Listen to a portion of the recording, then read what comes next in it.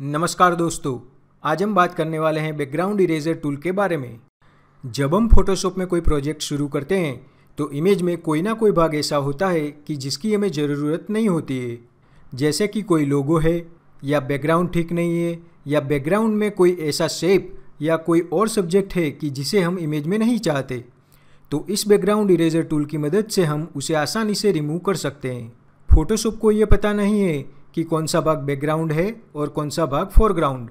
ये तो सिर्फ इमेज से कोई भाग रिमूव कर सकता है, तो इसे एक कलर इरेजर टूल भी कह सकते हैं। फोटोशॉप में इमेज से किसी पार्ट को रिमूव करने के लिए बैकग्राउंड इरेजर टूल एक बेस्ट टूल है, लेकिन इसकी भी एक लिमिटेशन है। जैसे ही हम इसका यूज़ करते हैं तो ये पिक्सल्स को डिलीट कर देता है और उसे दोबारा रिस्टोर नहीं कर सकते हैं। तो इस सिचुएशन में या तो बैकग्राउंड लेयर की डुप्लीकेट कॉपी क्रिएट कर ले या फिर एडजस्टमेंट लेयर का यूज़ कर सकते हैं। तो चलिए इसे प्रैक्टिकली करके देखते हैं। सबसे पहले टूल्स पैनल पे जाके इरेजर टूल पे राइट क्लिक करेंगे और यहाँ से बैकग्राउंड इरेजर टूल सिलेक्ट करेंगे। जैसे ही हम बैकग्राउंड इरेजर टूल सिलेक्ट करेंगे, कर्सर एक सर्कल में चेंज हो जाएगा और इस सर्कल के बीच एक क्रॉसहेयर का साइन आ जाएगा। बैकग्राउंड इरेजर टूल में ये क्रॉसहेयर ही सबसे इम्पोर्टेंट रोल प्ले करेगा। अब एप्लीकेशंस बार पे चलते हैं। यहाँ पे पहला ऑप्शन है ब्रश प्रीसेट पिकर। इसे ओपन करके यहाँ से ब्रश की साइज, हार्डनेस, स्पेसिंग, एंगल और राउंडनेस को कंट्रोल कर सकते हैं। हम कीबोर्ड से भी ब्रश की साइज कंट्रोल कर सकते हैं। लेफ्ट ब्रैकेट की को रिपीटेडली प्रेस करके ब्रश की साइज को छोटा कर सकते हैं और राइट ब्रैकेट की को रिपीटेडली प्रेस करके ब्रश की साइज को बड़ा कर सकते हैं। शिफ्ट प्लस लेफ्ट ब्रैकेट की को रिपीटेडली प्रेस करने से ब्रश की एजिस की हार्डनेस सॉफ्ट होगी और शिफ्ट प्लस राइट ब्रैकेट की को रिपीटेडली प्रेस करने से उसकी एजिस हार्ड होगी। नॉर्मली हम बैकग्राउंड इरेजर टूल का यूज़ करते वक्त उसकी एजिस हार्ड ही रखेंगे, क्योंकि सॉफ्ट एजिस से बैकग्राउंड पूरी तरह से रिमूव नहीं होगा और आर्टिफैक्ट्स रह जाएगी। अब यहाँ पे 3 सैम्पलिंग ऑप्शंस है: सैम्पलिंग कंटिन्यूअस, सैम्पलिंग वंस और सैम्पलिंग बैकग्राउंड स्वाच, जिनमें से पहला है सैम्पलिंग कंटिन्यूअस। ये ऑप्शन डिफ़ॉल्ट ही सिलेक्ट होता है। सैम्पलिंग कंटिन्यूअस यानी कि कांस्टेंट सैंपल लेना। लेकिन सबसे पहले ये देखेंगे कि सैम्पलिंग किस तरह से काम करता है। यहाँ पे हमें पिंक कलर इरेज करना है, तो जैसे ही हम ब्रश यानी कि सर्कल से पिंक कलर पे क्लिक करेंगे, सर्कल के बीच के क्रॉसहेयर के नीचे पिंक कलर आएगा और उसको सैंपल की तरह सिलेक्ट करके इरेज कर देगा, इस तरह से। तो जैसे जैसे हम सर्कल को पिंक कलर के ऊपर ड्रैग करेंगे, क्रॉसहेयर के नीचे आने वाले पिंक कलर को सैंपल की तरह लेकर उसे डिलीट करता जाएगा। यहाँ पे सर्कल दूसरे कलर में चला गया है, लेकिन जब तक क्रॉसहेयर दूसरे कलर पे नहीं जाता तब तक पिंक कलर ही इरेज होगा और जैसे ही क्रॉसहेयर ग्रीन कलर पे जाएगा, ये ग्रीन कलर को भी इरेज कर देगा। इसे कहते हैं सैम्पलिंग कंटिन्यूअस, यानी कि कंटिन्यूअसली सैंपल लेना। जब हमारे बैकग्राउंड में मल्टीपल कलर्स हो और हमें उसे इरेज करना हो तो उस वक्त ये ऑप्शन बहुत ही यूज़फुल रहता है। अब इसे अंडू कर देते हैं, Ctrl+Z। अब नेक्स्ट ऑप्शन है सैम्पलिंग वंस, यानी कि एक ही बार सैंपल लिया जाएगा। अब जैसे ही हम पिंक कलर पे क्लिक करेंगे, ये पिंक कलर का सैंपल ले लेगा। फिर हम पूरी इमेज में कहीं भी सर्कल को ड्रैग करेंगे तो जहाँ जहाँ सैंपल वाला पिंक कलर होगा वो ही इरेज होगा, दूसरे कलर वैसे ही रहेंगे। यानी कि एक बार सैंपल की तरह जो कलर सिलेक्ट कर लिया जाएगा वो कलर ही पूरी इमेज से रिमूव होगा, बाकी सारे कलर अनटच रहेंगे। इसे अंडू कर देते हैं। अब सैम्पलिंग का तीसरा ऑप्शन है बैकग्राउंड स्वाच। अगर आप इमेज में से कलर सिलेक्ट नहीं कर पा रहे हैं तो आप बैकग्राउंड स्वाच से भी कलर सिलेक्ट कर सकते हैं। आपका सिलेक्ट किया हुआ कलर आप जो भी कलर इरेज करना चाहते हैं उस कलर के ज़्यादा से ज़्यादा नज़दीक होगा तो भी चलेगा। अब अगर आपका सिलेक्ट किया हुआ कलर राइट नहीं है तो टॉलरेंस की वैल्यू एडजस्ट करके कलर को इरेज कर सकते हैं। इसे अंडू कर देते हैं। ऑप्शंस बार में नेक्स्ट ऑप्शन है लिमिट्स। जब फोटोशॉप को ये पता चल जाएगा कि हमें कौन सा कलर इरेज करना है तो उसके बाद वो कलर वाले पिक्सल्स कहाँ से सिलेक्ट करें उसके बारे में लिमिट्स गाइड करेगी। यहाँ पे लिमिट्स में 3 ऑप्शंस है, कंटिग्यूअस, डिसकंटिग्यूअस और फाइंड एजेस।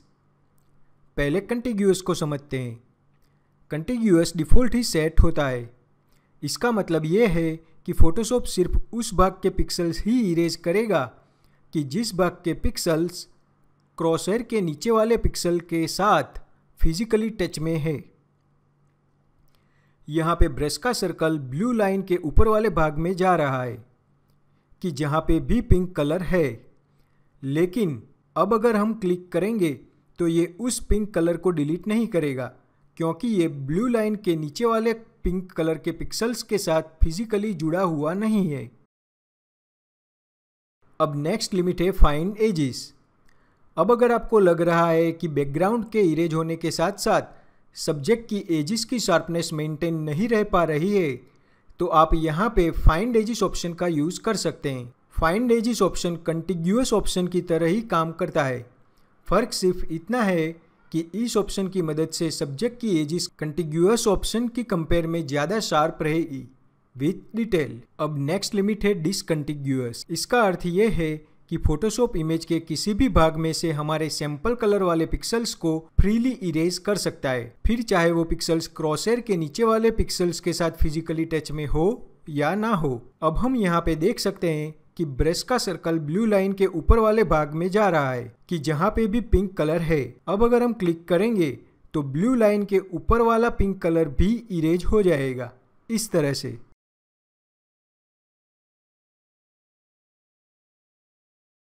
नेक्स्ट ऑप्शन है tolerance. Tolerance option background eraser tool को सक्सेसफुली एग्जीक्यूट करने के लिए तीसरा इंपॉर्टेंट ऑप्शन है।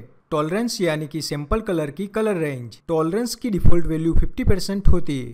टॉलरेंस ऑप्शन की मदद से हम ये तय कर सकते हैं कि जो कलर इरेज करने के लिए सैंपल की तरह लिया गया है उस कलर के कितने नज़दीकी शेड्स वाले पिक्सेल्स इरेज होंगे। यहाँ पे हम टॉलरेंस की वैल्यू 1, 25, 50, 75 और 100 करके देखते हैं कि क्या रिजल्ट मिलता है। जब बैकग्राउंड कलर मेन सब्जेक्ट के कलर से मिलता जुलता कलर हो तब टॉलरेंस की वैल्यू कम रखनी चाहिए, और जब आपको लगे कि सब्जेक्ट की एजेस पे ज़्यादा फ्रिंजिंग रह गए हैं तो टॉलरेंस की वैल्यू बढ़ाकर चेक करके सही टॉलरेंस वैल्यू तय करनी होगी। बैकग्राउंड कलर के हिसाब से टॉलरेंस की डिफरेंट वैल्यू को अप्लाई करके चेक करके राइट वैल्यू को सिलेक्ट करने से बेटर रिजल्ट मिलेगा। अब लास्ट ऑप्शन है प्रोटेक्ट फोरग्राउंड कलर। ये ऑप्शन डिफॉल्ट अनचेक होता है। अगर हम चाहते हैं कि बैकग्राउंड रिमूव करते वक्त एटलीस्ट सब्जेक्ट का कोई एक कलर तो रिमूव नहीं होना चाहिए, तो ये आप इस प्रोटेक्ट फोरग्राउंड कलर ऑप्शन की मदद से कर सकते हैं, यानी कि किसी भी कलर को इरेज होने से सेफ या प्रोटेक्ट कर सकते हैं। इसके लिए हमें फोरग्राउंड स्वाच से इमेज में से कलर का सैंपल लेना होगा कि जिस कलर को हम प्रोटेक्ट करना चाहते हैं। अब बैकग्राउंड इरेजर टूल का यूज़ करेंगे तो हमारे सब्जेक्ट का कलर सेफ रहेगा और सिर्फ बैकग्राउंड कलर ही इरेज होगा। अब हम इस इमेज का बैकग्राउंड रिमूव करेंगे। सबसे पहले इस बैकग्राउंड लेयर का डुप्लीकेट लेयर क्रिएट करते हैं, Ctrl+J। अब यहाँ से सॉलिड एडजस्टमेंट लेयर क्रिएट करेंगे और उसके लिए ब्लू कलर सिलेक्ट करेंगे और ओके।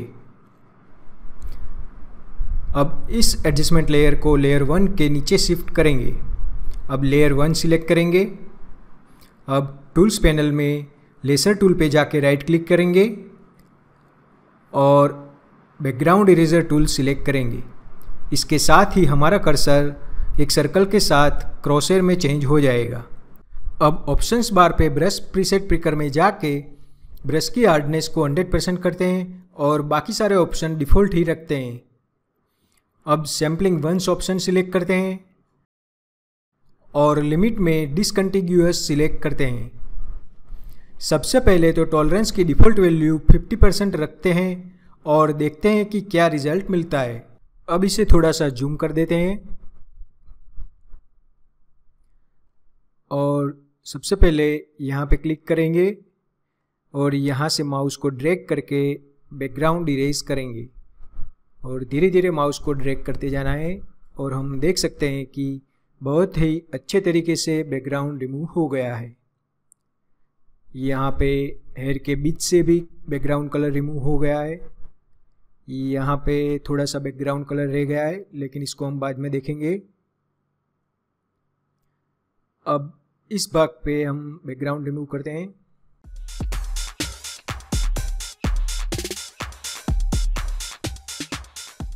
कर्सर को हेयर की एज पे धीरे धीरे से ड्रैग करना है।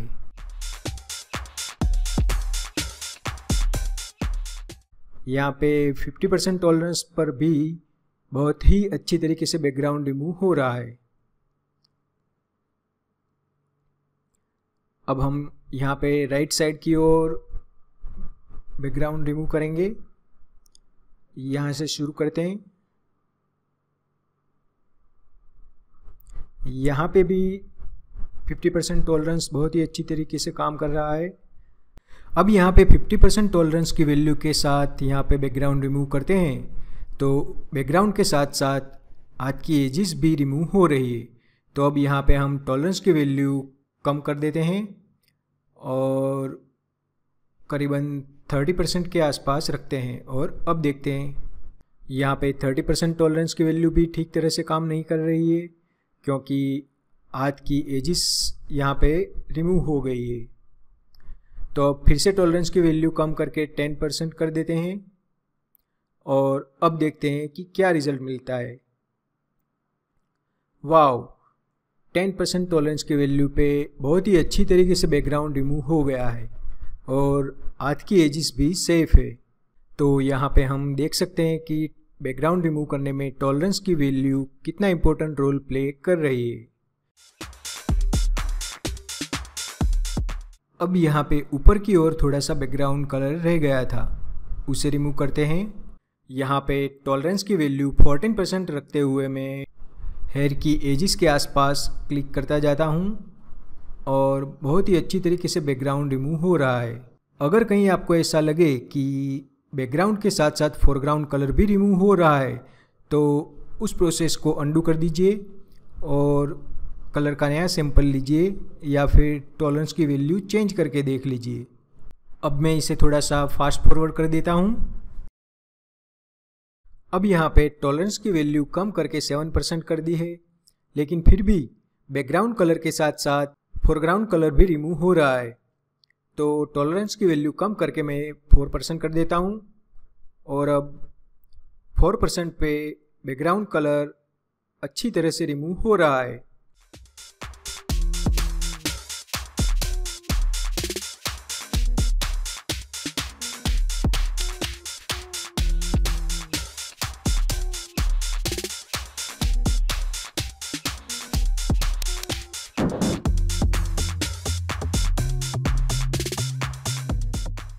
अब यहाँ पे इस बैकग्राउंड लेयर की एक कॉपी क्रिएट कर देते हैं, Ctrl+J। इस बैकग्राउंड लेयर की कॉपी को एडजस्टमेंट लेयर के ऊपर शिफ्ट कर देते हैं। अब लेयर 1 की विजिबिलिटी हाइड कर देते हैं और कंट्रोल की को प्रेस करके लेयर 1 की थंबनेल पे क्लिक करते ही इमेज विंडो में सिलेक्शन आ जाएगा। अब बैकग्राउंड कॉपी 2 वाले लेयर के लिए यहाँ से वेक्टर मास्क क्रिएट करेंगे। अब हम लेयर 1 को डिलीट कर देंगे। अब यहाँ पे ऑल्ट की को प्रेस करके लेयर मास्क पे क्लिक करते ही इमेज विंडो में लेयर मास्क ओपन हो जाएगा। अब टूल्स पैनल पे जाके ब्रश टूल सिलेक्ट करेंगे और ऑप्शंस बार में ब्रश प्रीसेट पिकर में जाके ब्रश की हार्डनेस को 100% कर देंगे। यहाँ पे मोड नॉर्मल रखेंगे, ओपेसिटी और फ्लो 100% रखेंगे। फोरग्राउंड कलर स्वाच पे ब्लैक कलर हो यह चेक कर लेंगे और दोनों ओर ब्रश से हम पेंट कर देंगे इस तरह से।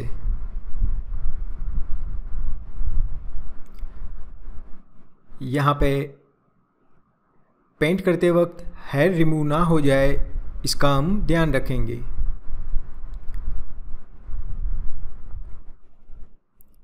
जहाँ पे ज़रूरत हो वहाँ पे जूम करके ब्रश छोटा करके पेंट कर ले, ताकि अच्छी तरह से बैकग्राउंड रिमूव हो जाए।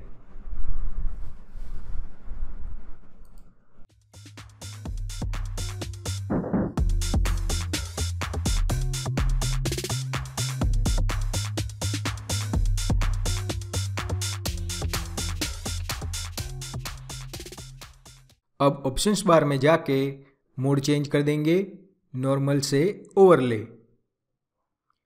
यहाँ पे फ्लो की वैल्यू हम 30% कर देते हैं।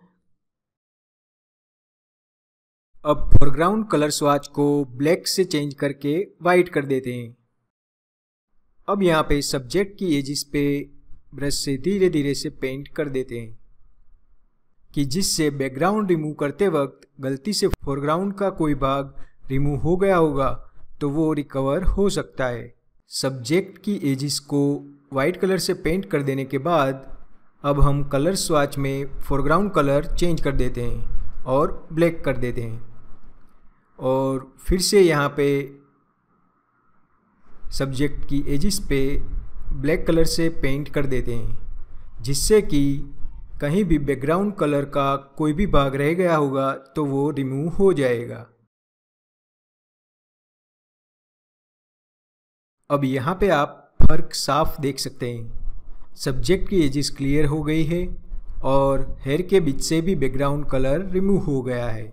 अब इसे ट्रांसपेरेंट बैकग्राउंड में देखते हैं। इसके लिए बैकग्राउंड लेयर और एडजस्टमेंट लेयर की विजिबिलिटी को हाइड कर देते हैं। यहाँ पे हम देख सकते हैं कि हेयर पे कुछ फ्रिंजिस रह गए हैं और कुछ जगह पे हेयर की एजिस पे बैकग्राउंड कलर भी है, तो इसे भी हम रिमूव कर देते हैं। इसके लिए यहाँ से एक न्यू लेयर क्रिएट करते हैं और उस पर राइट क्लिक करके create clipping mask option select करते हैं। अब हम जैसे ही ऑल्ट की को प्रेस करेंगे हमारा कर्सर आई ड्रॉपर में चेंज हो जाएगा। अब इसी एयर में से कोई एक कलर सिलेक्ट करेंगे और कलर स्वाच पे जाके इसे फोरग्राउंड कलर में चेंज कर देंगे। अब टूल्स पैनल पे जाके ब्रश टूल सिलेक्ट करेंगे और ब्रश प्रीसेट पिकर में जाके ब्रश की हार्डनेस को 0% कर देंगे। अब यहाँ पे मोड ओवरले से नॉर्मल कर देंगे। ओपेसिटी को सेम ही रखेंगे और फ्लो की वैल्यू को डिक्रीज करके 21% कर देते हैं, 20 या 21%।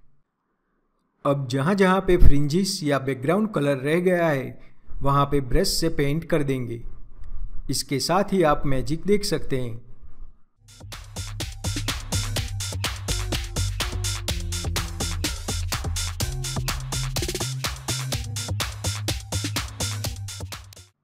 यहाँ पे क्लिपिंग मास्क की विजिबिलिटी शो और हाइड करके इस इफेक्ट को देख सकते हैं।